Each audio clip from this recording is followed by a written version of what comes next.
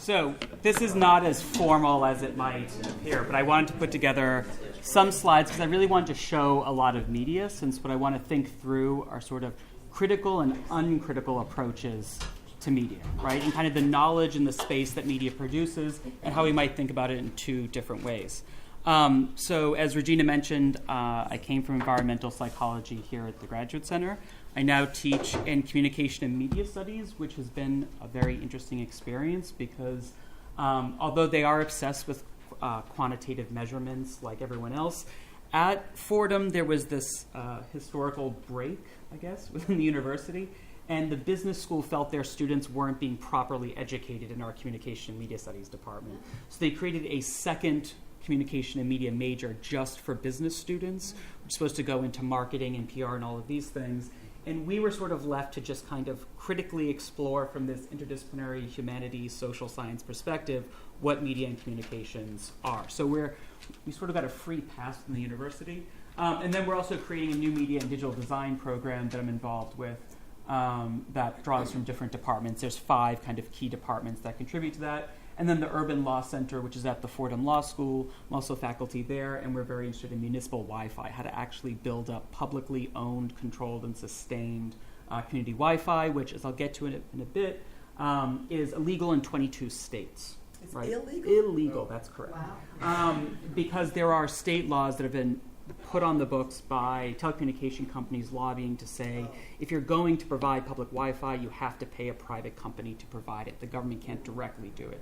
New York is not one of those 22 states, so we actually have opportunities to create local things, but North Carolina, for example, can't. That's being contested in the courts right now. And the recent decision by the FCC to regulate the internet as under Title II, right, this is part of the net neutrality ruling that just happened, that declares the internet as a common good, public infrastructure and utility, and so it creates the legal challenge for the first time to tear down these 22 laws. So there's a lot of change that I think is actually positive happening on the horizon, and so this is something I'm going to kind of look at. I'll come to in a minute. I want to start by just talking about proprietary ecologies because it was my own big takeaway from my dissertation research here, and I'm going to quickly touch on that, but it seems like it's so long ago, the project, I don't want to spend most of my time on it because I'm actually getting sick of talking about it.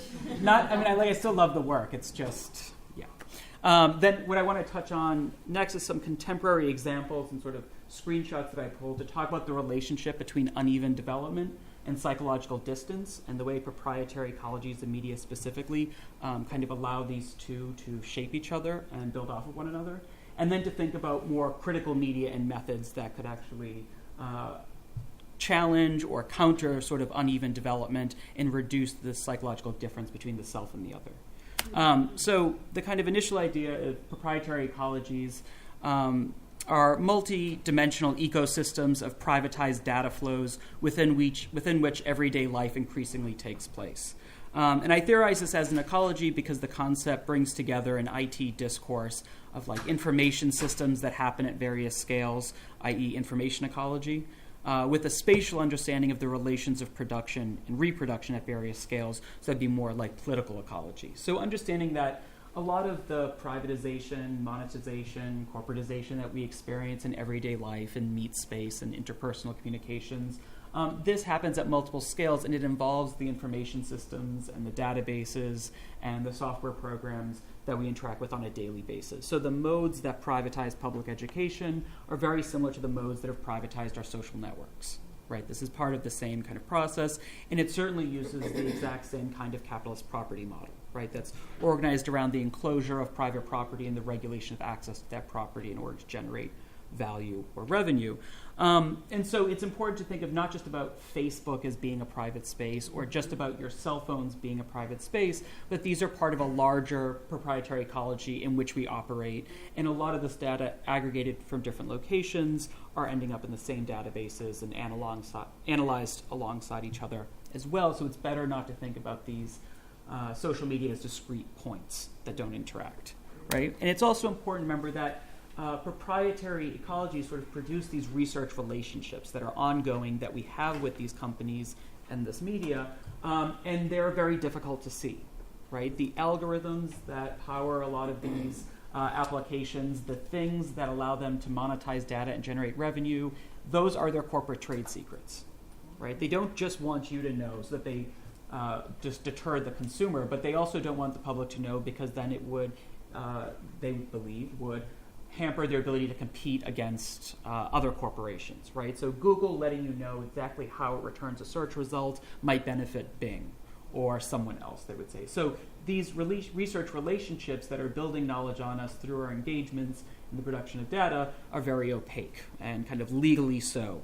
And this is especially true for young people who I try to think through as canaries in the data mine, right? So the metaphor, canaries in the coal mine, they kind of, when they start feeling faint or fatigued, all the miners get out of the mine because there's a gas leak or something toxic is happening, right? So the idea that the canaries are the ones kind of experiencing some of these challenges first and foremost, and understanding the ways in which they are being challenged and adjusted is important for the rest of us, because it says not only about where society is going to be, but also, just looking at this chart from Nielsen Ratings, which is from 2011, it shows how many text messages the average person sends based on age, right? And you see an enormous inverse from 65 plus, 64 texts a month, to 13 to 17-year-olds sending close to 3,500, right?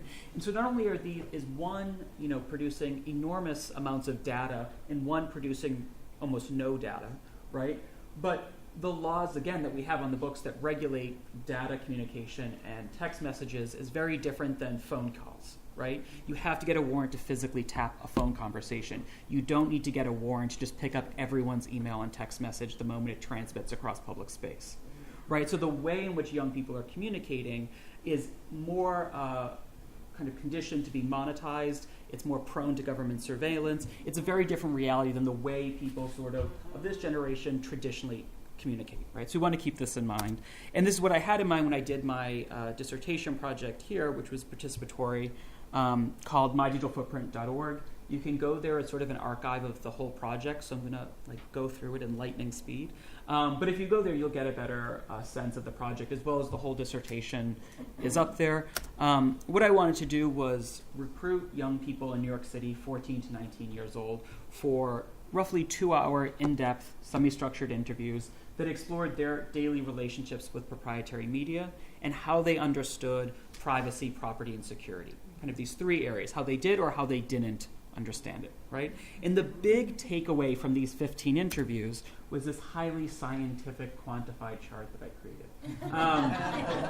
And on the left was this intense understanding about their own space, right? They knew the hardware they were working with, they knew the software they were working with, they knew the social media brands they were using. So they had quite sophisticated knowledge. I don't mean to kind of suggest they didn't know what was going on, right? So they had that idea, but in between was this mystical space of unicorns and clouds and rainbows that they had no understanding of, right? So whereas most people understand just generally that to turn on or off a light in the ceiling, it's going to connect to a switch by a door and there's wiring in the walls. We don't have to be electricians to have that kind of just general consciousness about how this technological system works. But for the internet, in most cases, it's completely unconscious, unaware, just we don't really know how it operates. And this is what really concerned the young people I was talking to most, was that Facebook was generating billions of dollars and they had no idea how. Right? That alone concerned them. They knew that was not a good thing. Right? So coming out of these interviews, I hired 5 of the interviewees to be youth co-researchers and organized ourselves under the guise of a youth design and research collective. Right? Now, before I go further, I just want to note these pictures are approved from them for public display, and they came out of an actual photo shoot that we did here in this building, where we started off by critiquing images of young people in media advertisements. It's a little weird, but sort of like in any kind of social media product that was being sold, the way they featured young people as this epitome of sharing yourself, taking a selfie and sharing it on Flickr or something like that, and then tried to create their own images as they saw fit, their own profiles for social media. We met regularly, and the goal was, in order to address this knowledge gap of not understanding how the internet works or how they function as consumers in this larger system, we decided to build an open source social network together using WordPress and BuddyPress. So these are 2 open source software programs. You install it on a server, and it's sort of like a social network out of a box, right? Very generic, very general, but you have all the features there of a social network, and you can configure it and modify and personalize it and make kind of all the decisions about how it operates, right? So that's what we did collectively, the 6 of us. And the first thing we had to do was identify more gaps in our knowledge. What did we need to know? Who did we need to talk to in order to develop a social network? So we developed 10 kind of key questions and sent them to people that I tracked down that were like intellectual property lawyers, game designers for social networks, different media professionals that worked in this area at some level, asked them questions, got feedback, took that into account when designing the site. You can see this is sort of like the social profile on the left, the questions we were asking, but we actually had to go through and figure out, well, what should this question say and what kind of responses should or shouldn't we allow, right? So when it comes to a question like, when asking for the gender of a person in a profile, do we create a drop-down that says male, female, or other? Or do we create a drop-down like Facebook has just done with like 26 options that are all codified in different ways? Or do we just have a fill-in-the-blank spot so people can write whatever they want, right? So these were very kind of important but simple questions that made them realize that the interfaces they routinely engage with and the ways they provide data are sort of confined for them, right? Even Facebook switching to these 26 options is not like giving you more options because they could just give you a fill-in-the-blank box, right? But for marketing purposes, they want to make sure they can put you into these certain boxes that are going to have value in selling your personal information, right? So the ideas and the motivations behind the knowledge that Facebook is producing as a platform was different than how we wanted this platform to operate and the knowledge they wanted it to produce. So these were sort of things we encountered. Because they were co-researchers, they had to go through the institutional review board here. They had to be listed as research personnel, which meant that for our social network, it was a survey instrument, right? So instead of a terms of use policy that could be 50 pages long like Facebook's is, we had to create a consent form that was a page long, could be readable by someone who was in 7th grade, very concise as to what we were doing with their data. So collaboratively producing this with the YDRC was very kind of illuminating because they could then say, all right, if 5 of us could create a understandable and meaningful terms of use policy for the data a social network was aggregating, why is Facebook able to, for profit, generate something 50 pages with no regulation, right? Why is the IRB more aggressive than the FCC, right? Is a real question we have to ask. And it's not to say that the IRB is perfect, but if we were a for-profit company, we would not be encumbered by any of these problems, right? But because we were doing this just to understand society and non-for-profit through a university, we had to consider all of these sort of ethical questions, which was a great thing, but is not considered the moment you are doing it for profit outside of a university, which is an interesting problem and contradiction that we got to confront and that the young people got to confront in asking, why are these proprietary ecologies constructed in this way? And why are they allowed to call this consent and so forth? So ultimately, we produced a social network that people could log into, fill out profiles about how they feel on certain topics, engage with other participants' profiles, and then see these research pods that we created in sort of 4 key areas. So that was that project, and in the bit of time I have left, I'm going to kind of show you where it's going now or what's kind of changing in my own work around this idea of hotspots. I'm sort of fascinated by how differently this term is being used right now in society, like a range of different ways. So thinking about development and distance and kind of global and intimate hotspots. So I'm going to throw a few different examples at you, just kind of in quick succession. So the first thing is kind of, this is still my big kind of concern, right? This unknowable, unconscious space in the middle that is increasingly representing a huge part of our spatial and knowledge production right now in society, in the way that not knowing where things come from, where things go, or how they come to be, result in this sort of uneven geographical development, right? Which we can think about just in terms of an iPhone, where it's produced somewhere like Foxconn in China under extreme exploitative conditions. It's consumed somewhere on like a subway in New York City, just as you're going to or from work. And the more than gigabytes, but just the enormous sums of data that becomes generated and accumulated from that ends up in these databases in places like Bluffdale, Utah, right? So Bluffdale, Utah is where the NSA is building a 1 million square foot data center that just kind of sucks in a lot of data from private and public databases, and it's one of many. It's not alone, right? So it's 1 million square feet, and it chugs 1.7 million gallons of water a day just to keep its servers cool, to host all the nation's data.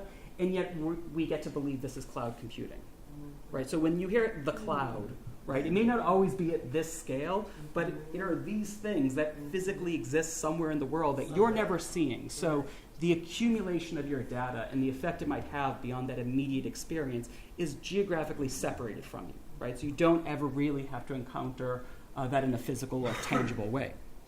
So again, back to this, what is public Wi-Fi or what is free Wi-Fi, right? Because I think both those terms rarely have meaning anymore in like this kind of context, right? So we can think of the most common, which would be the quote-unquote free Wi-Fi you get at Starbucks, Dunkin' Donuts, McDonald's. It's always provided by a telecom person, and you're getting it as sort of no fee, right? It is just like Gmail. You're not actually being charged for it, but there's a way they're drawing a profit from you, either through monetizing your data when you use it or because you've already bought a product, so now you have access. That's different than public, right? No one would call a space where you get to buy a hot dog in order to use the park a public park, right? But that's how we think about free and public Wi-Fi. At a global level, we're seeing people like Google trying to address the problem of the digital divide by doing Project Loon, right? So this is an idea of proprietary hotspots that are mobile and global at the same time. So they're giant balloons that beam Wi-Fi down onto the Earth and that will float all over the globe to provide a Google-owned and controlled internet service to South America, Africa, parts of the world that are not currently being wired. And Facebook doesn't want to be left behind, so they've also purchased a drone company which produces solar-powered drones approximately the size of a 737 that can float up in the sky for weeks to months at a time and beam down Wi-Fi, just like the kind of Google model. But again, this is providing public infrastructure that is privately owned, right? Everything that goes through their servers is controlled by them. I would imagine if you logged onto Facebook Wi-Fi, you would go to Facebook as the landing page. So you can imagine the control that it kind of provides. And it's also interesting the way they sell this, right? So if you go to their website, you see this picture of these two young women. Maybe some of you have seen this before. And the question is, want to know how they did it? Now, what they're referring to is, in the previous slide, these two young girls, oh my God, I'm blanking on it, in Bolivia, they created a robotic arm from industrial waste, right? So they're in Bolivia. They literally have these debris of industry around them. And they figure out a way on their own to turn this into a bionic arm, a huge engineering achievement, exceptionally talented, brilliant. And yet what you see here, how they're being profiled on internet.org, which is the name of the project that Facebook is running, it says they'd love to want to know how they did it, building this arm. They'd love to tell you, but you'll have to head to Bolivia because they are not on the internet, right? And it goes on basically to say they didn't need the internet to create this arm. So the goal here isn't to give them internet access so that they can create this arm. The goal is to give them internet access so they can explain to us how they created that arm, right? It's very much framed in putting them online so they can be a resource for the economy, not putting them online so the internet can be a resource for them, right? Which is very different. But wasn't the original commercial imagine what they could do with the internet and then they changed it? I never saw the commercial. This is what's like up on their website. But if the commercials said something differently. The TV commercials right. are imagine what they could do with the internet. That's so a very interesting. Puts that onus on, like we're they need us. Yeah, we're limiting what they can do. So that is a distinctly different term than the language they're using on their website, because they are saying here. No, resourceful, innovative people like Eric and Esmeralda, bingo, and that's just two people. Now imagine connecting all of the world's unconnected 4.5 billion people. Get them online, and who knows what we'll do, right? That's very different than what they can do, which I'm guessing maybe a marketer informed them that's kind of fucked up. Like you're going to do a commercial change. Okay, so one kind of hotspot, and again, thinking about some of Michelle's work with Jessica Ruggles around circuits of dispossession, right? Is this kind of proprietary infrastructure a circuit for access or for more dispossession? Like what is being taken away versus given in this kind of relationship with media infrastructure, right? The final one before I really wrap up in speed are homeless hotspots, right? So this is another horrible thing that happened at South by Southwest where they strapped hotspots to homeless people who had been displaced by Hurricane Katrina and ended up in Austin, Texas. Right, they got paid $20 a day, and you could tip them if you used their Wi-Fi service and liked it. That's just utterly disgusting. It's disgusting. That's disgusting. It's horrible. And it was a marketing campaign, like firm from New York City, that did this at South by Southwest to promote themselves. So this was Clarence, and he was a 4G hotspot, right? And the defenders of this argued that we saw it as a means to raise awareness by giving homeless people a way to engage with mainstream society and talk to people. the hotspot is a way for them to tell their story. What Now, about a what? ticket home? Yeah. So now, what they're essentially referring to is that they modeled this after the homeless newspaper system, right? Okay, we're under homeless newspapers, but all they really modeled was the idea that a homeless population sells something and makes some kind of profit, and left out the narrative building, Right. the selling of a communication medium that they're also governing, right? So yes, they're selling a communication medium like a homeless newspaper. No, they have no control over this communication medium that they're now selling. So it takes out the one kind of redeeming, functional, important aspect of a homeless newspaper and creates this very uncritical media system, right, which created a firestorm and now has stopped, right? So this brings me to what's happening now in New York City with the Link NYC project, right, where de Blasio is proposing replacing the entire payphone infrastructure with this privately owned public hotspot system, right? So high-end gigabyte Wi-Fi, people will log on, it's privately managed by a corporation, the city will supposedly make $500 million a year from this, right? And it's going to do that through advertising revenue, meaning not only the ads on the side, but the kinds of data they can monetize running through their networks. What that means is that the more desirable or lucrative the street traffic appears to be, the more of these Wi-Fi hotspots they're going to get. There is no ad revenue to be generated in a housing project area, so these kiosks are unlikely to go there, which is exactly why most of the payphones in those areas have been torn out. Right, as they fell into disrepair, because they couldn't generate ad revenue, they were just left to fall into disrepair and were torn out. Those that could, like around this area, will be replaced, and we will be completely saturated in this privately owned public Wi-Fi, which I refer to as Zuccotti Park because it follows this exact same model of privately owned public space. Right, so Occupy Wall Street chose Zuccotti Park to expose the idea that it was provided to the public through tax money, but privately offered by a corporation who could change the terms of use policy of that space at any point in time in order to regulate what could and couldn't happen there. Right? That is exactly true for this as well. The terms of use policy for this quote-unquote public Wi-Fi that the city's getting behind can be changed at any time by the corporation to regulate how it can and can't be used. Right? And what's more troubling, I'm going to skip through a bunch of this, is how we can see this flowing out in two kinds of development on the west side. With the Hudson Yards project, I don't know if anyone has heard or started looking into this. It's a massive, massive development on the west side. And if you go to their website, they're referring to it as the New West Side, like their own play on the Wild West that's being settled by colonizers. Tons of resources, all about getting Google to set up a headquarters and all this sort of like digital media that's coming into this area. That's part of how they're selling it, right? And they're also partnering with NYU to create the world's first quantified community, where they'll place sensors, trackers, and surveillance in every aspect of the built environment of the Hudson Yards to monitor the daily life of the inhabitants and produce all kinds of quantified metrics. And it's paid for in kind of cooperation with Oxford Properties and real estate companies, right? These are global developers, right? So Oxford Properties has about $20 billion in real estate assets globally.